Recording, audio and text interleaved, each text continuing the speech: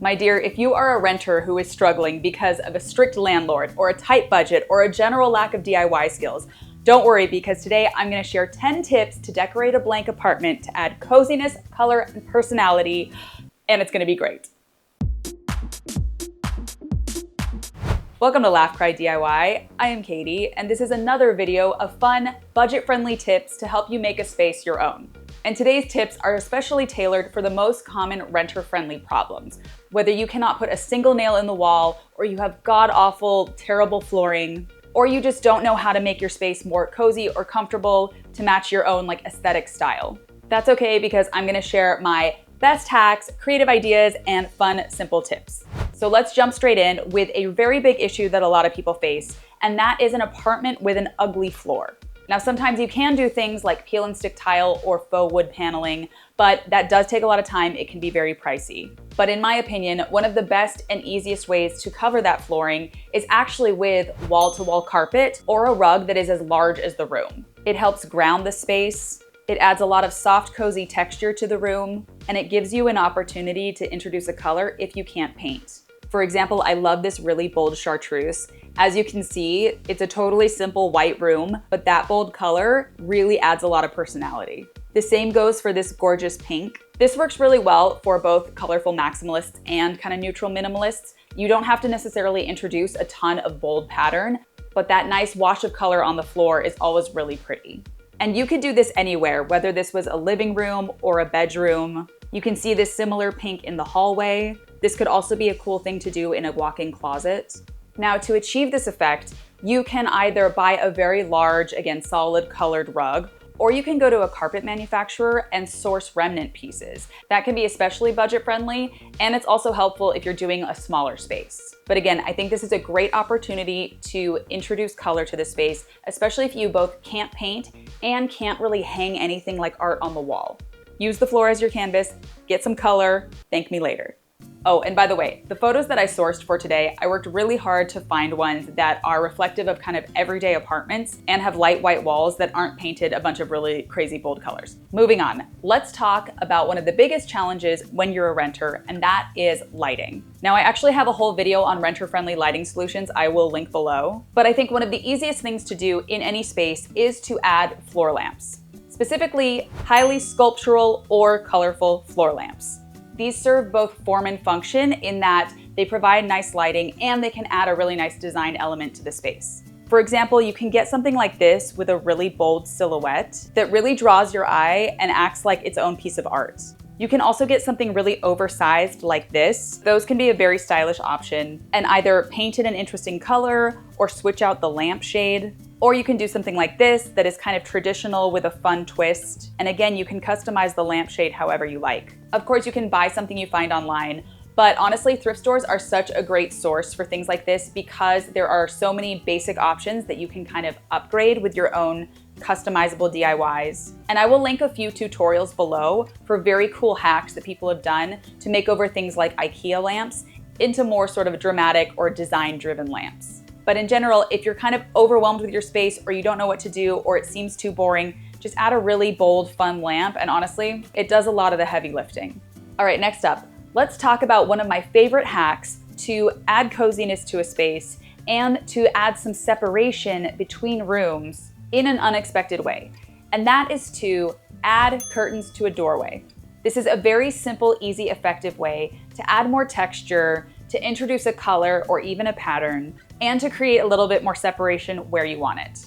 For example, I love these pink ruffled curtains right here. They're very romantic. That ruffled texture just adds a little something fun. And it also helps frame the room, creating kind of this adorable vignette, picture postcard moment. The same goes for these pink curtains. It's kind of unexpected to do the curtains on a wider doorway like this, but it's very charming and adds a lot of character. And even if you're not the most bold, colorful maximalist and you don't want really bright colored curtains or a really bold pattern, even doing something really simple and sheer and neutral like this still creates a lot of coziness. And I especially like these paired with the plants because of the kind of natural fiber texture.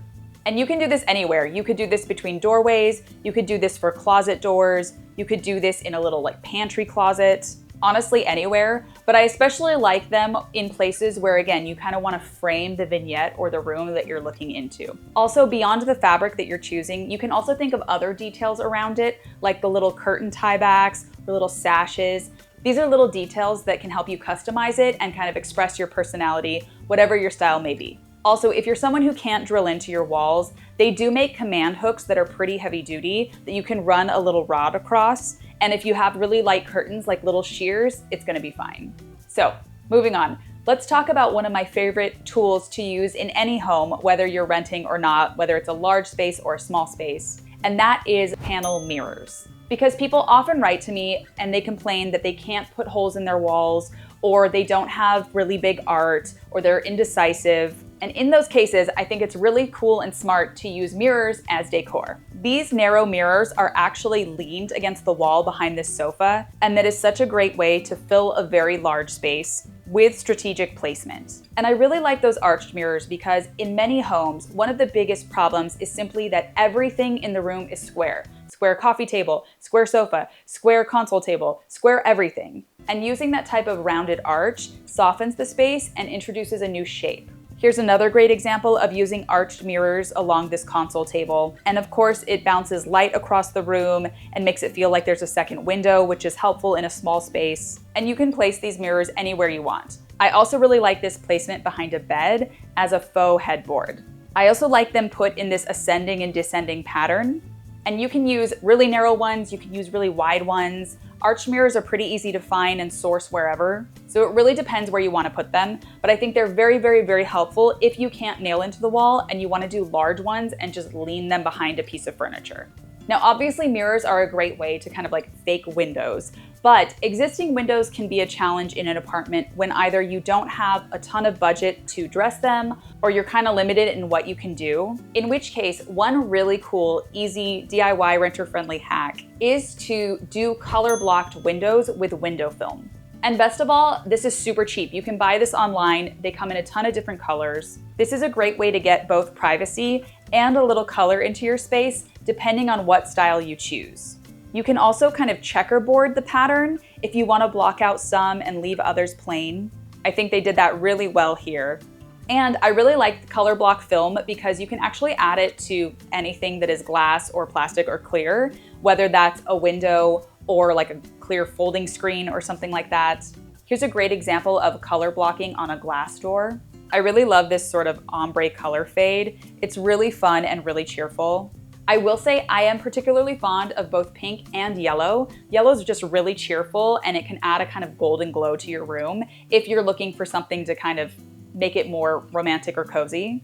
It's also cool to do that half blocking if you have really tall windows and just kind of want privacy on the bottom half. And obviously this is an option for people who like more color, but it is a very cheap option and a very effective option. Now, speaking of color, one of the common pain points I hear people talk about is living in an all-white space, a really boring box, and not being able to, again, wallpaper, paint, or add color in kind of the more traditional ways. In which case, I would highly recommend doing a painted or fabric-covered piece of furniture with a bold pattern if you're brave enough to do it. We've done that many times on this channel, but this is just such an easy way to get a nice pop of pattern and color into a space. Whether that's something like this adorable green striped console table, which is an IKEA hack, and I will link that project below. I also love something like this really bold, chic cabinet.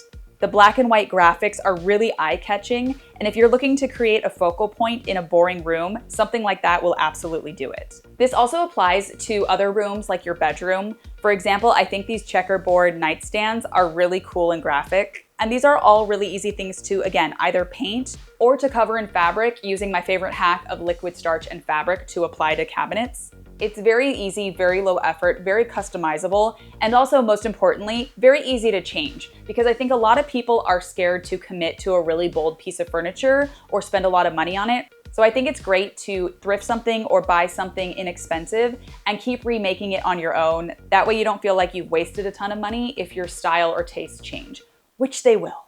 All right, moving on. If you can't paint or you live in a very basic builder grade home, which has no crown molding, no character or anything like that, this is a brilliant, brilliant hack. Fake crown molding trim using Not paint, but ribbon. This is a brilliant hack that I first saw used by Annie Vanderbeek on TikTok. I will link her stuff below. But she and her husband used 2 different thicknesses of ribbon to create a faux trim in their bedroom. And this is a brilliant way to add a graphic pattern or a color if you like. Now this room has real painted trim, but I just want to point out what it looks like if you were to fake this with a colorful ribbon. It's a very subtle use of color, but it can accent the room really well and help bring in your color palette, especially if you wanted to continue this trim in other rooms all around your house. And again, you can play with the color, you can play with the thickness, you can do one line, you could do one larger, one smaller, you can staple it to the wall, you could nail it in, you could tack it in, you could liquid starch it, so many options. But really cool, really clever, and really cheap. And while we're speaking of cheap, let's talk specifically about the bedroom and one of the most dramatic, effective, bold things you can do in the bedroom, and that is introduce a really beautiful headboard. But as I've mentioned on the channel before, I'm a fan of not just a regular headboard, but a really dramatic, large wall-to-wall headboard. And this is something you can very easily DIY on your own. I love this beautiful velvet one that goes totally side to side. It's actually very simple, but it makes a big difference. You can also use this to introduce a pattern, like these funky stripes, which are kind of unexpected. Or you can go really hardcore and you can mix up both the silhouette as well as a really bold pattern. I like how they did this not just wall to wall, but around the corner. It's a really nice detail. I also love this amazing renter-friendly version, which I will also link below. She did this using cane and cardboard and velvet. And you guys don't have to be that handy to do this really well. I will link a tutorial below. You can do this with foam poster board and fabric and spray glue. You can do this with MDF and batting and stapled on fabric. There are a lot of options, but it is such a great way to make a dramatic statement in, again, a bedroom where you can't paint, or if you have a very small bedroom, doing it wall to wall will give the illusion that the room is larger. Moving on. This next one is not necessarily a DIY, although it can be, but it is more a suggestion for a piece of furniture that I think works in every apartment, honestly, no matter how big or small it is, because it's very flexible and it can easily be moved around, and that is a bench, but specifically a bench with colorful pillows. Hear me out. When you're looking to add color and texture into a space, people often just think about like the throw blanket and the pillows on the sofa. But I think adding a bench in your house, either in your hallway or at the foot of your bed, or even in your kitchen dining area, is a great way to introduce a multifunctional piece of furniture that can also be customized for your design taste. And here are some great examples of what I'm talking about. The hallway is always a very popular place to add a bench, but I think it becomes extra cozy when you layer in a bunch of different pillows. You can do different colors, different prints, different sizes, different textures, but adding pillows really fills it out and makes it feel that much more intentional. I am also a fan of using bench seating or banquette seating in a dining area, and I love this really maximalist striped version with all of the pillows. And yes, it is pattern overload, but I really like it. And I like that you can do this with a large banquette, like I'm sitting on here, or with a really small bench that you just like tuck into a tiny little kind of hallway area. But I'm telling you, the key is just to layer on a few little pillows. I will also say that benches are great, not just for flexible seating, but because they tend to be low and kind of out of the way, they don't kind of clutter your view the way that like a few large chairs might. So that's another reason I really like them for dining seating, and something you might want to consider if you live in a really kind of compacted space and you want to sort of clean up the eye lines in the room. Bench, baby, bench. All right, next. I think one of the biggest challenge spaces in any apartment, if you're a renter, is often the kitchen, because you're kind of limited in what you can do. They tend to be small, and even though you can do things like add fake backsplash and faux flooring and even cover the cabinets in contact paper or fabric, both of which I have videos on that will be linked below, I think a big challenge for a lot of people is just how to make it feel more cohesive with the rest of your house and how to add in kind of your personality and style. And honestly, I think the real key is layering in a lot of items in the kitchen, even if it's small. And hear me out. Here you can see we have a totally kind of basic, boring, all-white kitchen, but they've added a lot of stuff to bring out that personality. We have the adorable little striped cafe curtains, which are always really great in a kitchen if you can do them.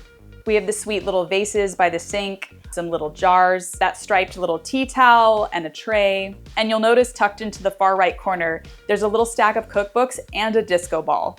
And I know a lot of people's first thought is that I don't have that much room or I don't have that much counter space to do that, so I don't want to fill it with a bunch of stuff, and I totally understand that. In which case you can do something like this. Here's a really tiny little kitchen, but they've added a lot of personality with the art on the walls, as well as the little hanging shelf right above it. I've mentioned this before, but you can find a lot of small little tiny hanging shelves at the thrift store, and they're a great way to layer things in without losing counter space.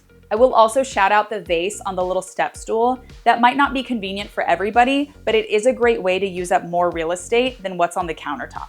And here's another perfect example of that, using a tiny little shelf, some art, some glassware. I really like these little patterned layered trays on the countertop. Those are both cute and functional, and all those little pops of color and pattern really do a lot. So even if you're not changing cabinet hardware or the light or whatever, I'm telling you, even in the smallest kitchen, layering the littlest items, whether that's colorful salt and pepper shakers, miniature little bud vase, tiny little butter dish, petite little candle holder on a shelf.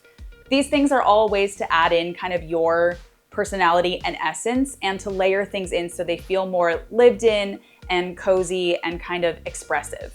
Did I ever think I was gonna use the word expressive to describe a tiny kitchen? No, but today's the day. All right. And folks, that's it for today's little tips. I hope these were helpful. If you guys have other problem areas, problems in your houses, whether renter friendly or not, please comment them below, DM me, email me. I really do like helping you come up with creative solutions within your budget or within your skill set. And of course, I always appreciate the tips that you guys share with me. We're always learning together and growing as a community to create more creative, fun homes. So, like I said, I will link a lot of stuff below for you guys to check out in the description box. And until next time, either be in the video or don't, but at least say goodbye to everybody. Okay guys, bye. And subscribe. And like. And everything. Okay, bye.